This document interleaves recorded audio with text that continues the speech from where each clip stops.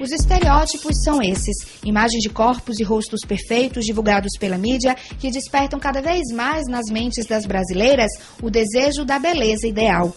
A facilidade e o barateamento das cirurgias plásticas permitem que a cada ano um número maior de pessoas percam medo dos hospitais e enfrentem as consequências de um pós-operatório. Marise Oliveira é uma delas. A técnica de enfermagem de 27 anos pretende entrar no centro cirúrgico. Ela deseja mudar o nariz e o bumbum. Você tem que se olhar e se gostar. Então, por isso que eu faria a cirurgia plástica. Enfrentaria os riscos? Já pensou nisso direitinho? Enfrentaria os riscos, já pensei, já conversei com pessoas que fizeram, com médicos, amigos meus. Tinha medo um pouco da anestesia, mas depois do que eles falaram comigo, eu encararia tudo numa boa. Já a aposentada Judete Lins aproveitou uma cirurgia de hérnia aos 58 anos de idade para se livrar de alguns quilinhos extras. Hoje, aos 66, ela conta que faria novamente, mas quando o assunto é enganar a idade, Judete muda de opinião. Muitas pessoas que fazem realmente ficam mais jovens, mas parece que deformam o rosto. Deformam no sentido assim de como se não fosse mais aquela pessoa. A pessoa fica muito esticada, fica uma coisa assim, deforma a boca, deforma...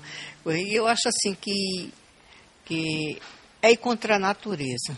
A gente não pode, porque a idade é uma coisa que ela vem de dentro para fora e não de fora para dentro. Diminuir a barriguinha e aumentar os seios são as mudanças mais procuradas, principalmente pelas mulheres mais jovens. As mulheres de terceira idade, entretanto, vêm representando um aumento significativo na parcela da população que recorre às cirurgias plásticas. Mas antes de se submeter a qualquer tipo de operação, é necessário passar por uma série de exames para comprovar que o paciente está apto a suportar a intervenção cirúrgica. É importante conhecer todos os riscos antes de enfrentar o bisturi. Na primeira entrevista que se faz com o paciente, se avalia o estado geral do paciente, né? Pós-avaliação do estado geral, que é chamada a primeira consulta, que o paciente vai manifestar aquilo que ele quer, né? O que ele quer fazer. Você vai solicitar exames. Esses exames vão avaliar, né? Você vai avaliar o estado hemodinâmico do paciente. O que é isso? Se o sangue está bom, se ele tem anemia, se ele não tem...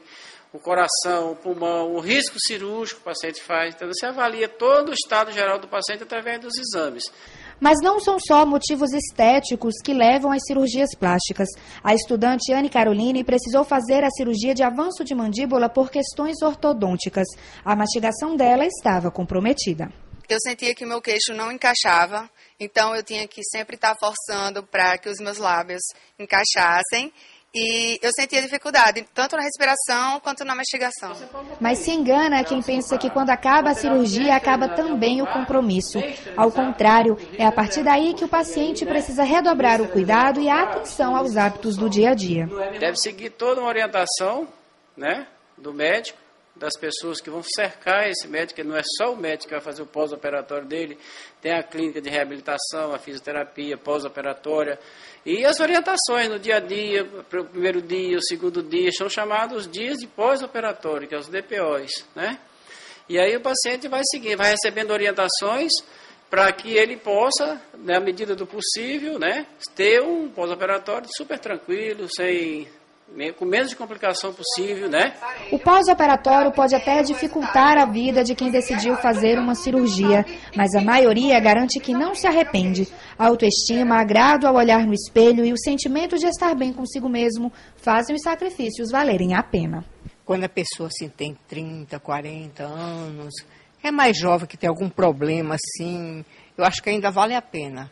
Não me arrependo, porque antes era muito ruim por ter que estar sempre forçando os lábios para que eles se encaixassem, e isso me incomodava.